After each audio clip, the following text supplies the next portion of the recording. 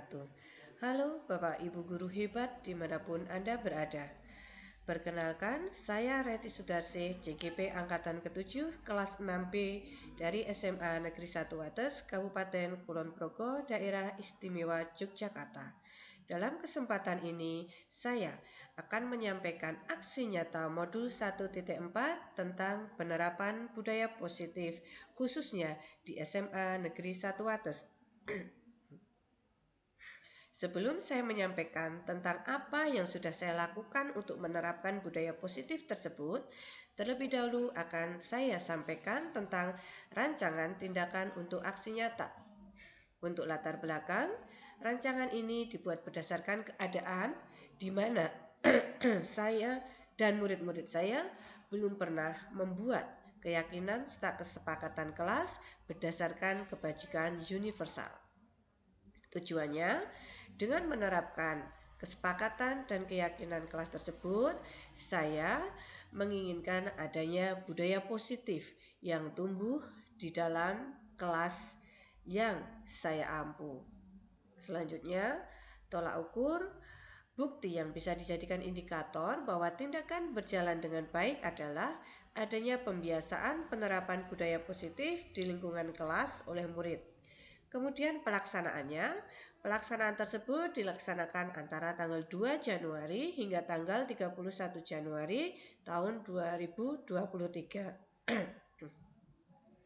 Dukungan yang saya butuhkan tentunya adalah dukungan dari seluruh warga sekolah, sehingga kita bisa bersama-sama menerapkan budaya positif di lingkungan sekolah.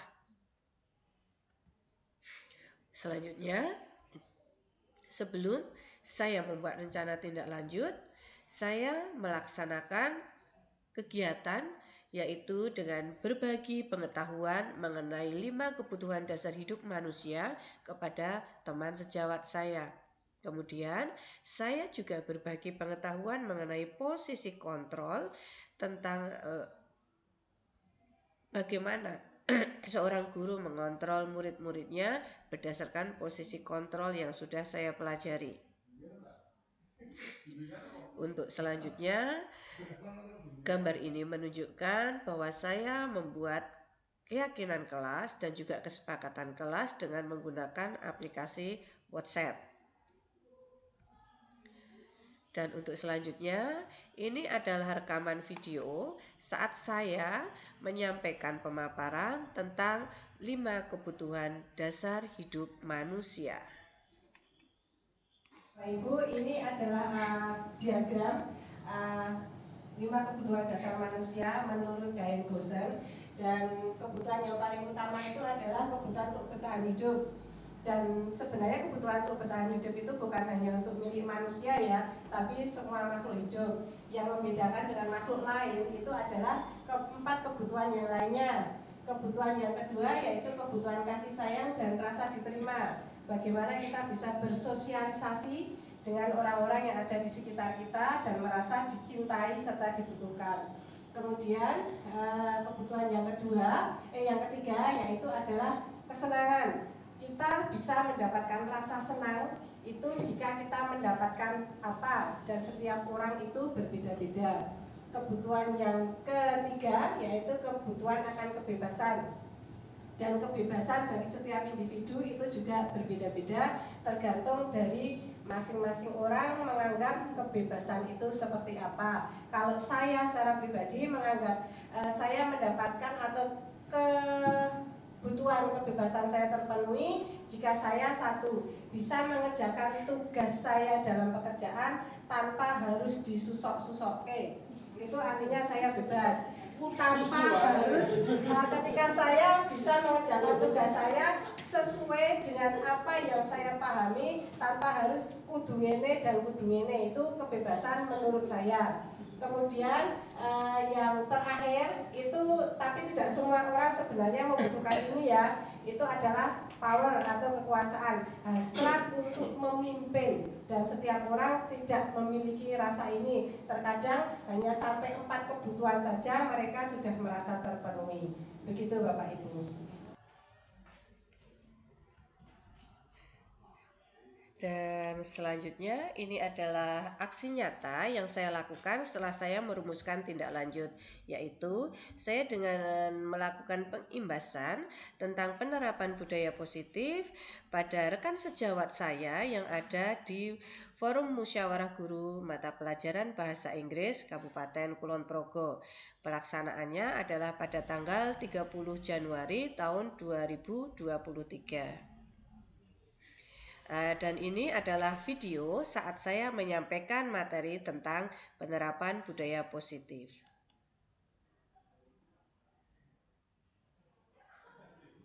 Dan pada diri saya, sebelumnya Assalamualaikum warahmatullahi wabarakatuh. Saya mengucapkan selamat datang untuk Pak Kojrat, Pak Marwoto dan juga Pak Jamal.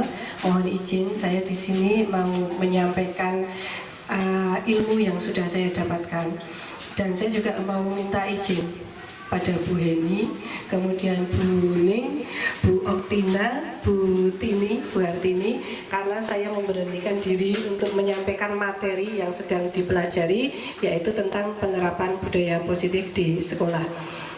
Materi ini saya dapatkan ketika saya mengikuti pelatihan dalam kegiatan calon guru penggerak angkatan ke-7. Bapak Ibu yang saya hormati, budaya yang dimaksud dengan budaya positif di sini bukan terus hanya sebuah kegiatan kesenian saja ya, tapi apapun yang dilakukan di lingkungan sekolah dan menghasilkan sesuatu yang bernilai positif, yang sesuai dengan nilai-nilai kebajikan universal, maka itu disebut dengan budaya positif.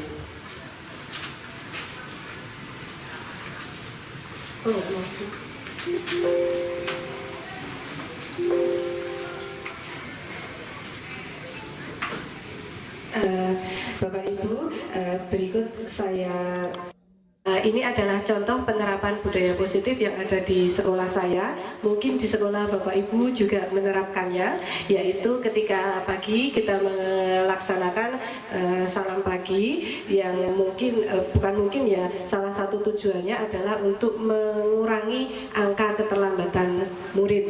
Karena jika kita melaksanakan hal seperti ini, kita akan mengasumsikan murid-murid kita itu malu ketika mereka datang terlambat, dan di situ sudah ada Bapak Ibu guru yang menyambut. Untuk selanjutnya, budaya positif yang saya laksanakan itu adalah saya melaksanakan atau membuat keyakinan dan kesepakatan kelas yang akan kita laksanakan nantinya selama pembelajaran. Ini adalah contoh kesepakatan dan keyakinan yang saya lakukan di kelas saya. Ini disebut dengan budaya positif. Kenapa? Karena nantinya apa yang kita sepakati bersama di dalam kelas ini akan kita laksanakan bersama-sama.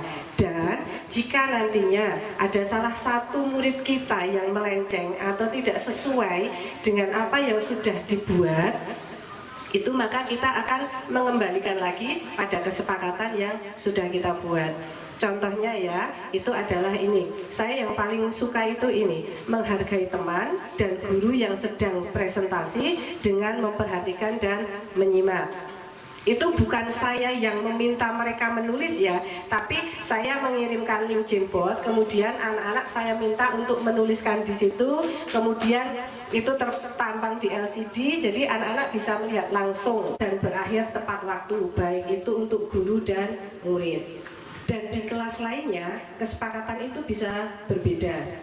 Ini yang tadi di kelas 12 IPA 3, sekarang di kelas 12 IPA 2. Salah satunya ini ada kata-kata belajar dengan bahagia luar karena ada hukuman yang pertama, kemudian merasa bersalah, nanti takut menyakiti Bu Guru atau Pak Guru.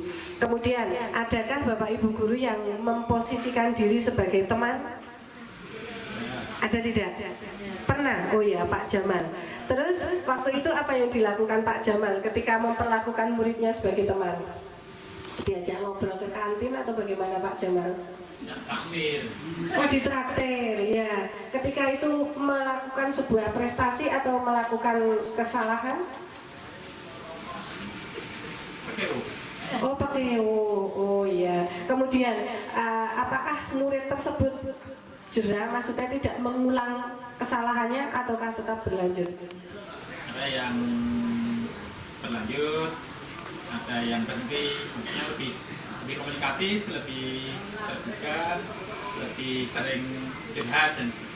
Oh iya, itu dengan Pak Jamal nih. Kemudian anak itu pastinya tidak hanya melakukan berbuat sesuatu tidak hanya dengan kelasnya Pak Jamal saja. Pak Jamal pernah mengamati anak itu sikapnya bagaimana ketika dengan guru lain? Ya biasanya lebih akrab dan Oh iya. Jadi waktu itu dengan murid Pak Jamal, posisi guru sebagai teman sudah bisa berjalan dengan baik ya Pak Jamal? Insya Allah. Oke. Kemudian posisi yang keempat yaitu pemantau. Pemantau di sini sebenarnya hanya mengingatkan tentang konsekuensi. Umpamanya di sekolah atau di kelas itu sudah ada aturan kalau tidak mengerjakan PR nanti harus mengulang menuliskan berapa ratus halaman, itu sudah disepakati bersama. Kemudian ada satu anak yang melanggar atau tidak melakukan kesepakatan itu, maka tugas guru tidak usah marah-marah, hanya menunjukkan ini loh konsekuensi yang akan kamu lakukan. Itu sebagai pemantau. Tapi dari apa yang saya pelajari dalam pendidikan guru penggerak, posisi terbaik adalah sebagai manajer. Karena apa? Di situ membimbing murid kita untuk menemukan motivasi atau kesadaran diri yang berasal dari diri sendiri. Jadi anak menyadari kesalahannya sendiri, kemudian anak memberikan solusi, mencari solusi sendiri, kemudian anak juga menyampaikan kapan itu akan dilaksanakan.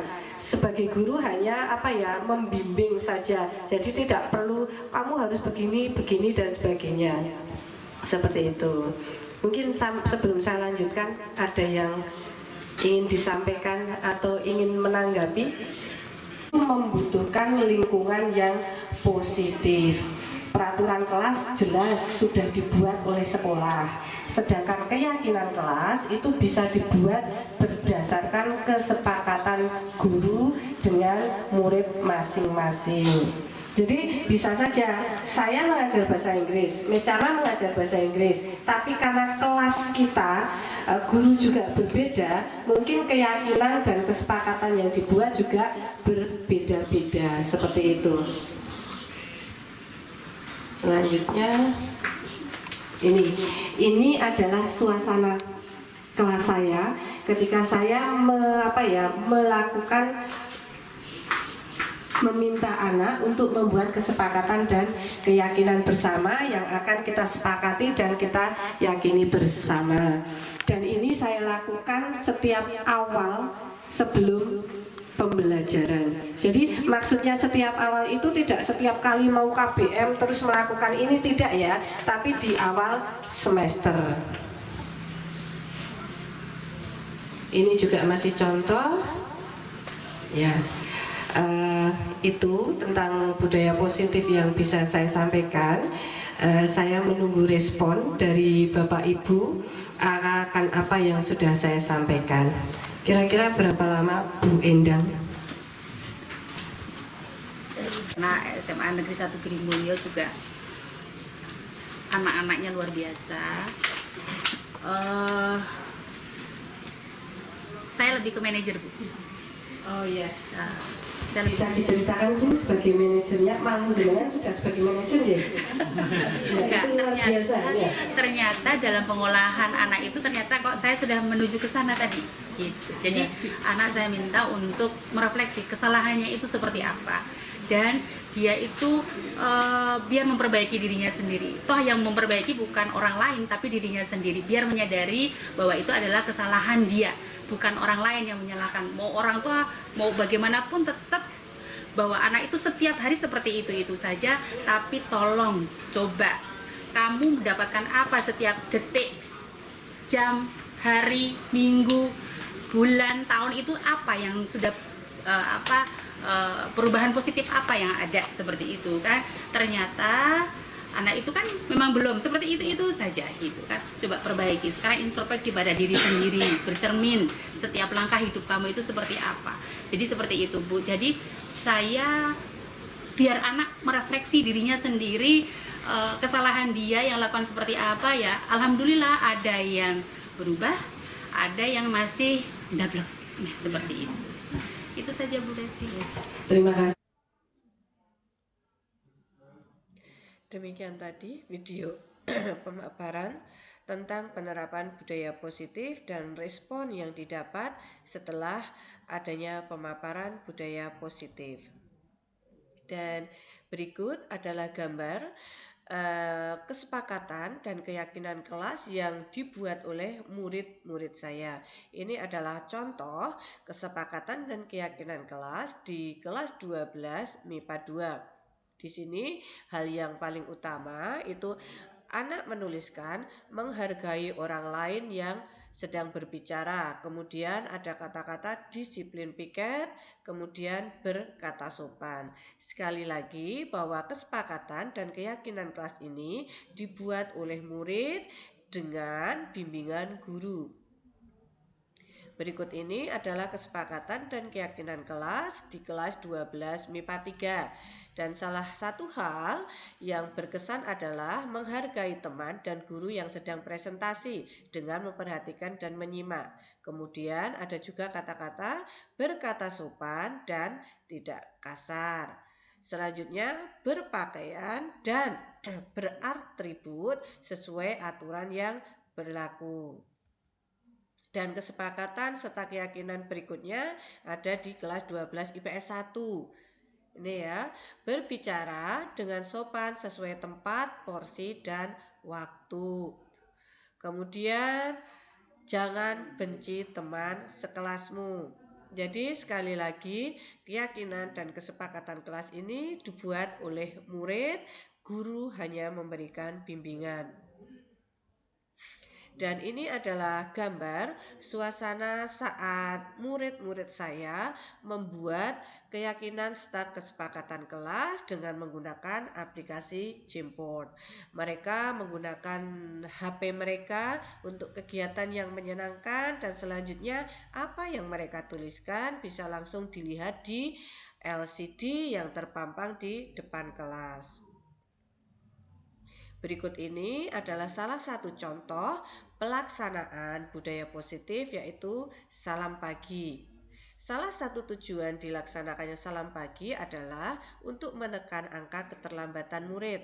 Kenapa? Karena ketika guru sudah berada di depan sekolah atau berada di hall sekolah untuk menyambut mereka yang datang, mereka tentu akan merasa risih, akan merasa sungkan jika mereka sampai datang terlambat. Demikian tadi Bapak Ibu guru hebat dimanapun berada, pemaparan saya tentang penerapan budaya positif yang sudah saya lakukan. Terima kasih atas perhatian dan atensinya. Semoga bermanfaat. Assalamualaikum warahmatullahi wabarakatuh.